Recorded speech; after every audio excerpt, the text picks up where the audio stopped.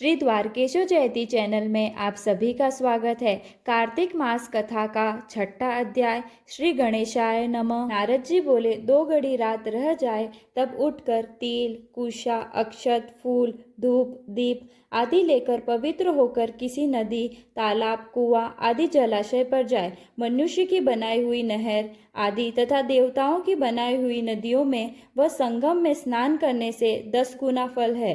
तीर्थ में उसका 2 गुना। विष्णु का स्मरण करके स्नान का संकल्प कर तीर्थ तथा देवता आदि को कर्म से अर्घ्यादि दे और कहे कि हे ऋषिकेश, इस मेरे अर्घ्य को ग्रहण करिए। आपको नमस्कार है। वैकुंठ में, प्रयाग में अथवा बद्रिकाश्रम में, जहाँ मुनि वेद और यज्ञों सहित जहाँ 3 प्रकार से विष्णु ने पद स्थापित किया है, वहाँ सब देवता हमारी रक्षा करे। हे कृष्ण, कार्तिक मास में किए हुए अर्घ्य को ग्रहण कीजिए। भागीरथ, विष्णु, शिव, सूर्य आदि को नमस्कार करके जल में घुसे और नाभि पर्यंत जल में घुसकर विधि पूर्वक स्नान करे। गृहस्थी तिल और आंवले का चूर्ण मलकर स्नान करे।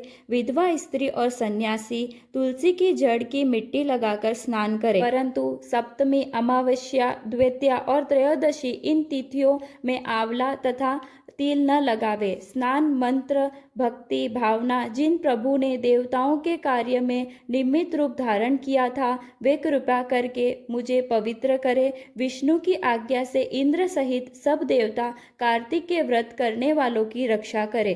व्रती मनुष्य इस प्रकार स्नान करके हाथ में पवित्री धारण कर देव, ऋषि और पितरों का तर्पण करे। कार्तिक के महीने में तर्पण में जितने तिल होते हैं, उतने वर्ष पितर स्वर्ग में वास करते हैं। तदंतर जल में से निकलकर पवित्र वस्त्र धारण कर प्रातःकाल के कर्मों को समाप्त कर हरि भगवान का अर्चन करे।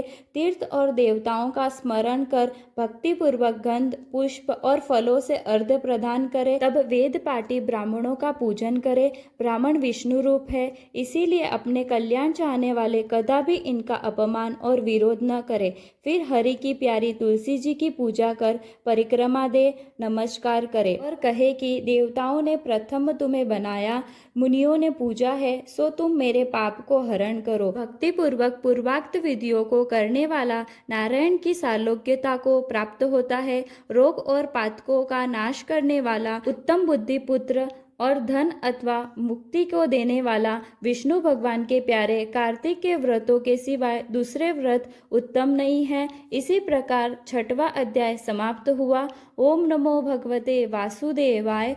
जय श्री कृष्णा।